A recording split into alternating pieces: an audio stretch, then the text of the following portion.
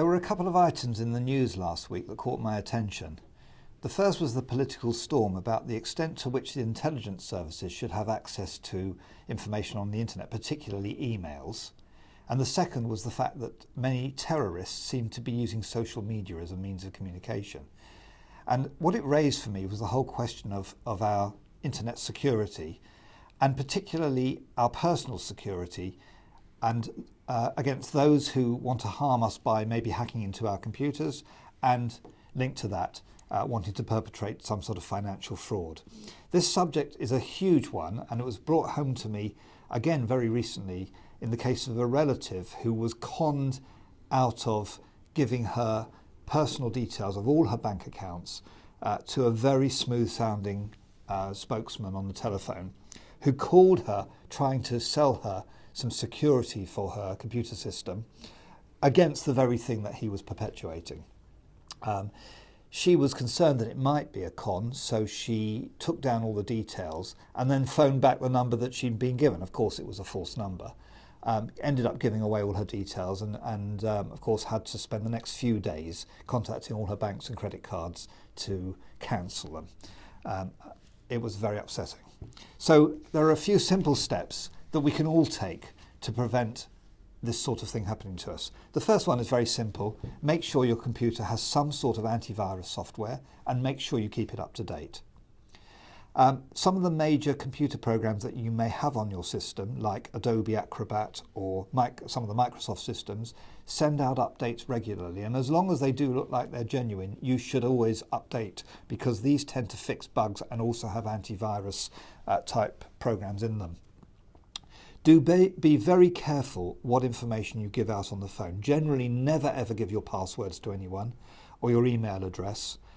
Certainly not your bank details or anything like that. You really need to ask yourself the very basic questions. Who is it that's calling you? Did you call them? Or vice versa?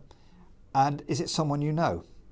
You can try calling back, but you don't want to take a number that they've given you over the phone. Perhaps check it on the internet. Something to remember is that banks do not send personal information on the internet. So if you receive an email purporting to be from your bank asking you to confirm some details, it is likely to be a fraud. Similarly, organisations like the Inland Revenue do not offer repayments in that way. Quite a lot of people receive emails asking for their bank details so that the Inland Revenue, or those who purport to be the Inland Revenue, can repay them some tax. It's a con. Keep your passwords safe. Don't use the same password for everything. Vary them as much as possible, and make sure your email password is different from any other passwords, such as bank ones. Don't open emails or voice messages or anything from someone you don't know. However much they may look attractive, they are probably there to cause some sort of harm. Another general principle: free offers rarely are, so be careful.